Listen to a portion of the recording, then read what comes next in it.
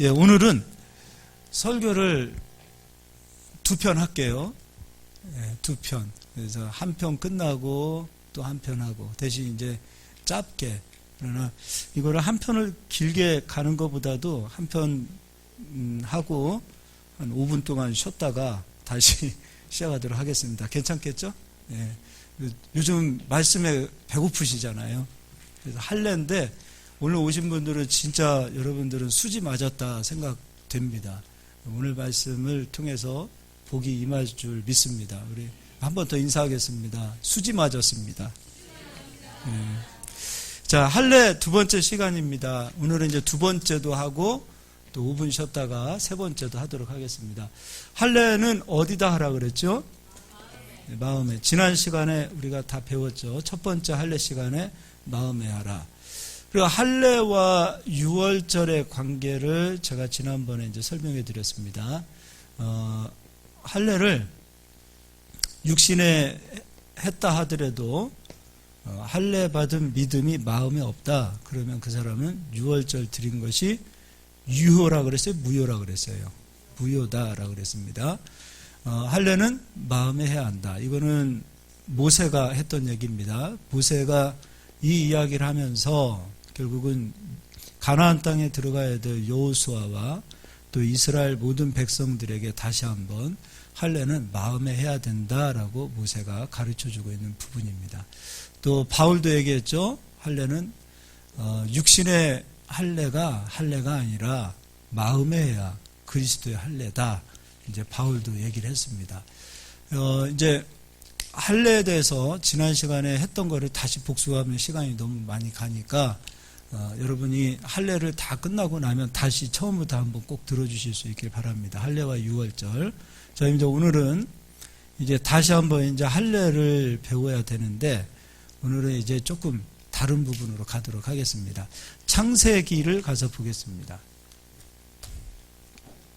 창세기 15장 외투 좀 벗을게요.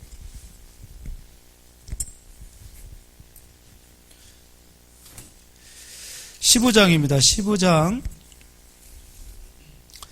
13절 제가 읽어드리겠습니다. 여호와께서 아브라함에게 이르시되 너는 반드시 알라. 내 자손이 이방에서 객이 되어 그들을 섬기겠고 그들은 400년 동안 내 자손을 괴롭히리니. 이스라엘 백성들이 실제로 이 말씀대로 애굽에서 400년 있었죠. 애굽에서 400년 있었습니다.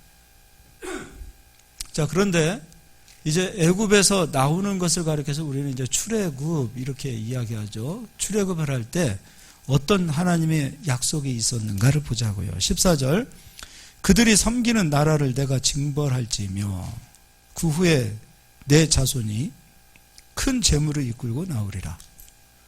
이스라엘 백성들이 애굽에서 나올 때 빈손으로 나와야 재물을 가지고 나와요. 근데 어떤 재물을, 어느 만큼? 큰 재물을 가지고 나오도록 하나님께서 약속하신 거예요.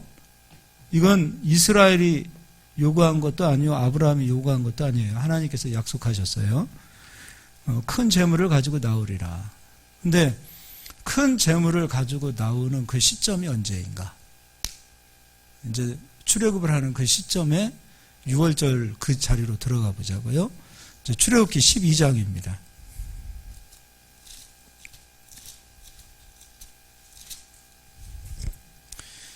출애굽기 12장 6월절 하기 전에 반드시 뭐 하라 그랬어요? 할례를 받지 않은 자는 6월절을 지켜도 무효다. 그러니까 6월절을 지키기 위해서는 반드시 할례를 하라 그랬어요. 그럼 이스라엘 백성이 애굽에서 나올 때 마지막 10가지 재앙이 6월절 재앙인데 6월절 재앙을 지키기 전에 이스라엘 백성들은 할례를 행한 자가 되어야 됩니다. 할례를 하고 6월절을 했어요. 이게 바로 마지막 재앙 10가지 재앙 중에 마지막 재앙입니다. 근데 이 시점을 이제 보자고요. 이 시점입니다. 거기가 12장 30 29절 읽어드릴게요. 밤중에 여호와께서 애굽 땅에서 모든 처음 난 것, 곧 왕위에 앉은 바로의 장자로부터 옥에 갇힌 사람의 장자까지와 가축의 처음 난 것을 다 치심에, 이게 유월절이죠. 이스라엘 사람들은 유월절을 지키고 난 이후에 장자들이 죽었어요, 안 죽었어요? 애굽 사람은 죽었죠. 이 이후에 31절, 밤에 바로가 모세와 아론을 불러서 이르되 너희와 이스라엘 자손은 일어나 내 백성 가운데에서 떠나 너희의 말대로 가서 여호와를 섬기며. 그러니까 아까 하나님께서 창세기 15장에 애굽에서 400년 이후에 큰 재물을 가지고 나오는데 그 나라를 하나님께서 징벌하신다고 그랬어요. 그 애굽을 징벌하셨어요. 근데 바로가 이제 애굽에서 나가라 그랬단 말이에요. 그리고 32절, 너희가 말한 대로 너희 양과 너희 소도 몰아가고 나를 위하여 축복하라 하며. 또 33절, 애굽 사람들은 말하기를 우리가 다 죽은 자가 되도다 하고 그 백성을 재촉하여 그 땅에서 속히 내보내려 함으로 그 백성이 발교되지 못한 반죽 담은 그릇을 옷에 싸서 어깨에 매니라. 이스라엘 자손이 모세의 말대로 하여, 모세가 시킨 겁니다. 모세가 이스라엘 백성들을 불러 모아서 시킨 거예요. 무엇을 시켰냐면 애굽 사람에게 은금, 패물과 의복을 구하라 모세가 시켰어요. 모세는 그냥 시킨 겁니까? 언약을 잡고 시킨 겁니까? 언약을 잡고 시킨 거예요. 언제요? 유월절이 드려지고 난 이후. 그리고 나서 36절, 여호와께서 애굽 사람들에게 이스라엘 백성에게 은혜를 입히게 하사. 그럼 이스라엘 백성들이 구하면 하나님께서는 은혜를 입히게 하사. 그러니까 구하는 자들을 부끄럽게 하지 않게 하사. 그렇게 되겠죠? 나 이것도 갖고 싶어 하는데 그 사람이 안 줘 하면 부끄럽단 말이에요. 그런데 나 이것도 갖고 싶어 라고 말하면 하나님께서 그것도 이스라엘 백성들에게 줄 수 있도록 애굽 사람들의 마음을 움직였다 그 얘기예요. 자, 36절 다시 읽어드릴게요. 여호와께서 애굽 사람들에게 이스라엘 백성에게 은혜를 입히게 하사 그들이 구하는 대로 주게 하심으로. 왜냐하면 하나님께서 약속하신 것이기 때문에 그 약속대로 하나님 하신단 말이에요. 자, 그들이 애굽 사람의 물품을 취하였더라. 큰 재물을 가지고 나왔어요. 여기서 체면상 부끄러워서, 염치가 없어서, 믿기는 믿지만 저거 내 거 아니었는데 부끄럽고 염치가 없고 그리고 용기가 없어서 구하지 않았다면 하나님께서 그 사람에게 은혜를 베풀고 싶어도 베풀 수 있다는 거예요? 없다는 거예요? 없다.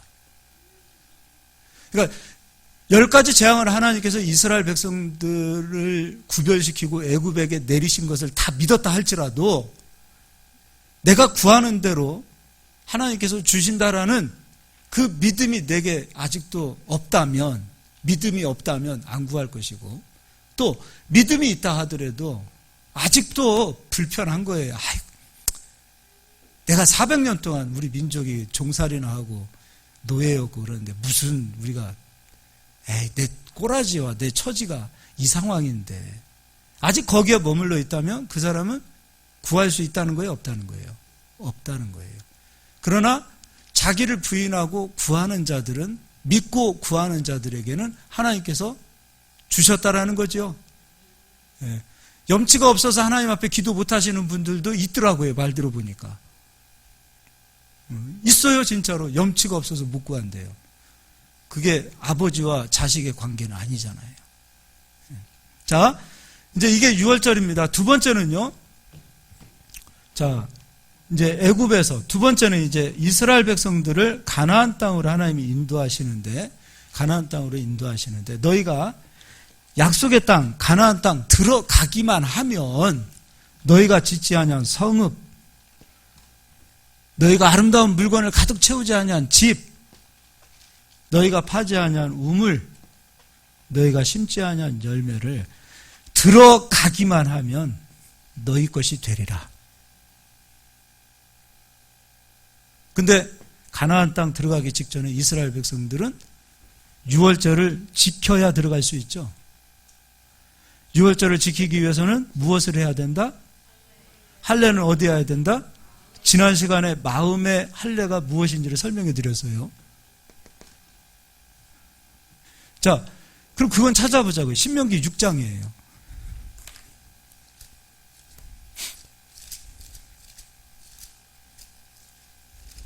6장 10절 제가 읽어드릴게요. 내 하나님 여호와께서 내 조상 아브라함과 이삭과 야곱을 향하여 내게 주리라 맹세하신 땅으로 너를 들어가게 하시고 내가 건축하지 아니한 크고 아름다운 성읍을 얻게 하시며 내가 채우지 아니한 아름다운 물건이 가득한 집을 얻게 하시며 내가 파지 아니한 우물을 차지하게 하시며 내가 심지 아니한 포도원과 감람나무를 차지하게 하사 내게 배불리 먹게 하실 때에, 그리고 가나안 땅 들어가기만 하면 이 모든 것들이 준비가 되어졌다 그 얘기죠. 그럼 가나안 땅 왜 들어가는 거예요? 그 성읍 내 거야, 내 거 찾으러 들어가는 거죠. 그 집 내 거야 하고 내 거 찾으러 들어가는 거예요. 니들이 우물 열심히 팠지? 근데 그 우물 내 거야, 내 거 차지하기 위해서 내가 들어가야 돼. 너희들이 그 나무를 심기 위하여 애쓰고 수고했지? 내가 가나안 땅 들어가는 이유는 내 거 찾으러 들어가는 거야. 가나안 땅에 들어가는 이유가 바로 그거였다라는 거예요. 그리고 세 번째입니다. 세 번째, 에스라서를 보겠습니다. 에스라서 1장입니다.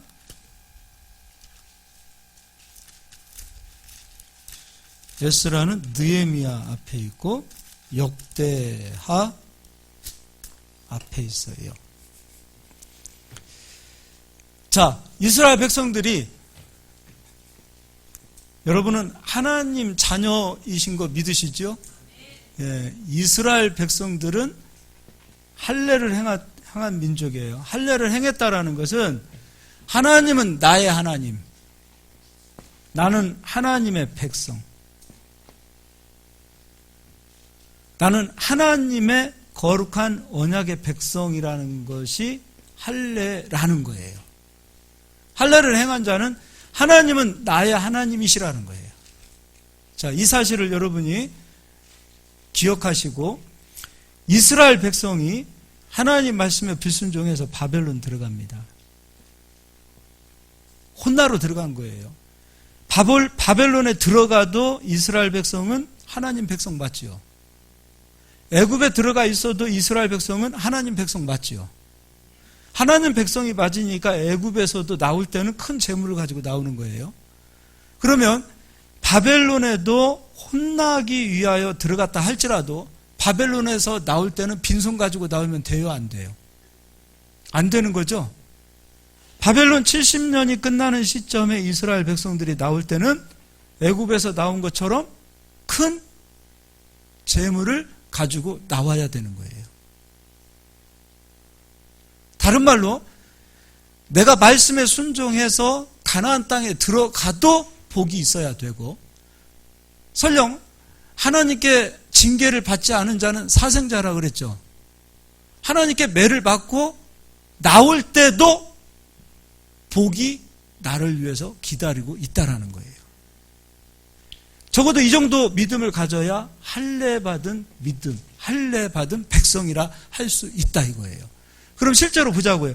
바벨론 70년 끝나는 시점에 이스라엘 백성들이 빈손으로 오는가? 아니면 큰 재물을 가지고 나오는가? 그것도 한번 보자고요.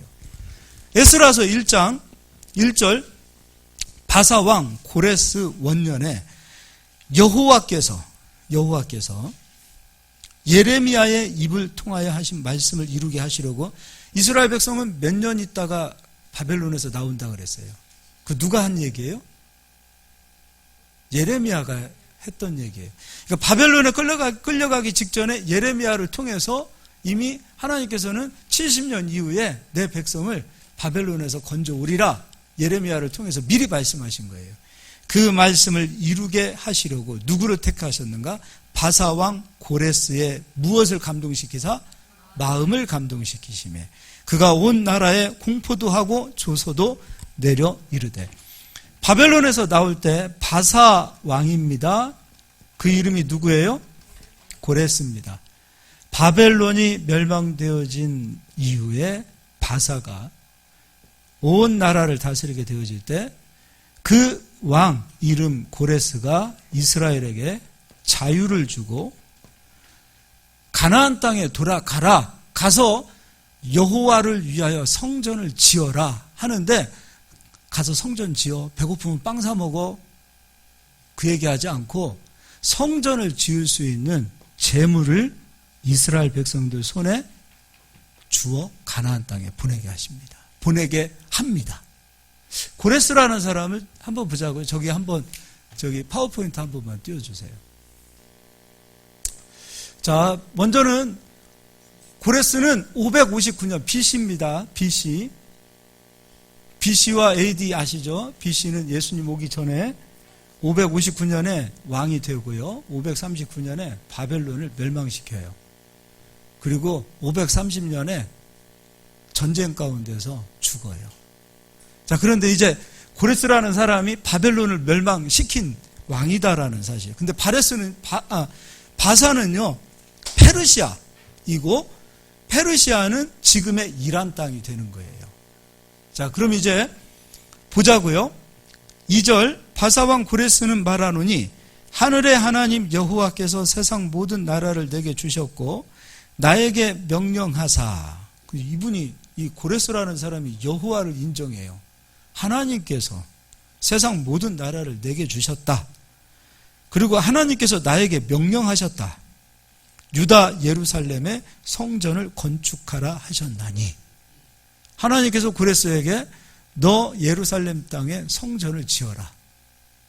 그럼 고레스가 세상의 모든 나라를 정복하여 그 정복되어진 나라 가운데 재물을 얻은 이유는 무엇 지으라고 고레스에게 재물을 주신 거예요?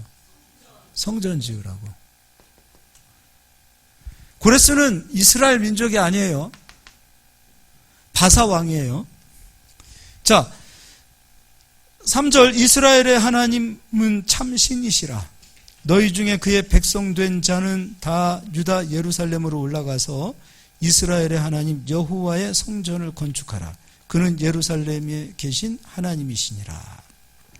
그리고 4절, 그 남아있는 백성이 어느 곳에 머물러 살든지 그곳 사람들이 마땅히 은과 금과 그 밖의 물건과 짐승으로 도와주고 그 외에는 예루살렘에 세울 하나님의 성전을 위하여 예물을 기쁘게 드릴지니라 하였더라.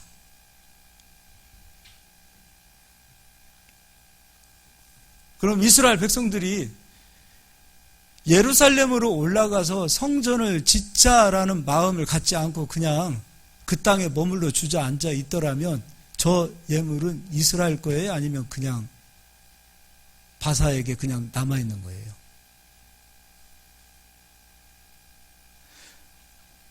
예루살렘으로 향하여 성전을 지으러 가려고 하는 자들에게 금과 은이 준비되어져 있고요.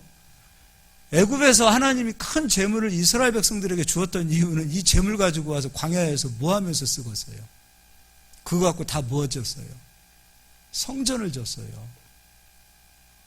가나안 땅에 들어왔을 때도 마찬가지로 성전을 지었어요. 그런데 이스라엘 백성들 가운데 보자고요. 5절, 이에 유다와 베냐민 족장들과 제사장들과 레위 사람들과 그 마음이 하나님께 감동을 받고 올라가서 예루살렘에 여호와의 성전을 건축하고자 하는 자가 다 일어나니 그 사면 사람들이 은 그릇과 금과 물품들과 짐승과 보물로 돕고 그 외에도 예물을 기쁘게 드렸더라. 할렐루야.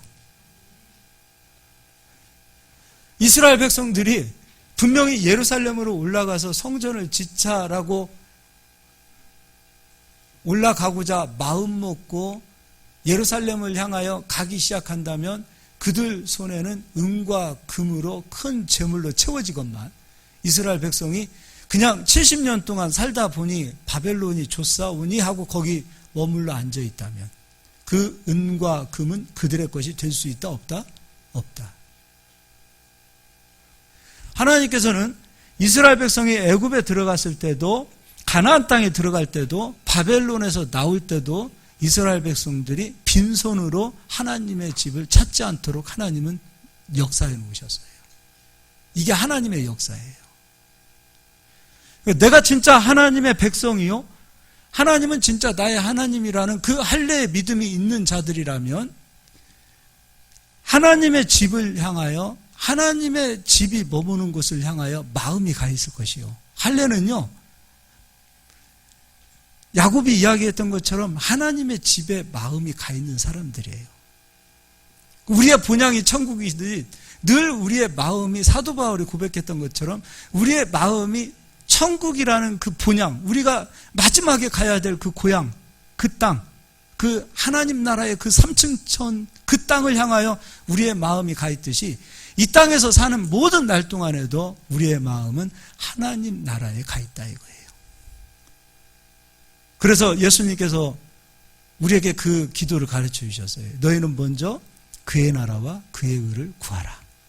그리하면 이 모든 것을 너희에게 더하시리라. 할렐루야.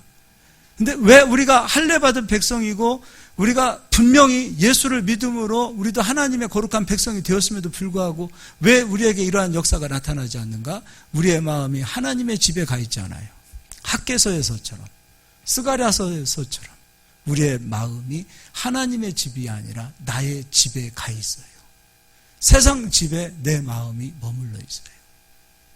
이 세상에 너희는 위의 것을 찾으라. 땅의 것을 찾지 마라. 분명히 말씀했음에도 불구하고 우리의 마음은 늘 땅의 것에 머물러 있다 보니까 이 세상 재물을 다스릴 수 있는 권세가 우리에게 머무르지 못한다 이겁니다.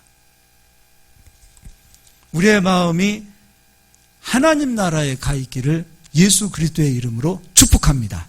할렐루야. 그러면 이것까지만 읽어보자고요. 이사야서입니다. 몇 분 했어요, 제대 입사님 설교를? 20분 했어요? 여기까지 하고 이따가 2탄 합시다. 5분만 쉴게요. 자, 이사야 45장입니다.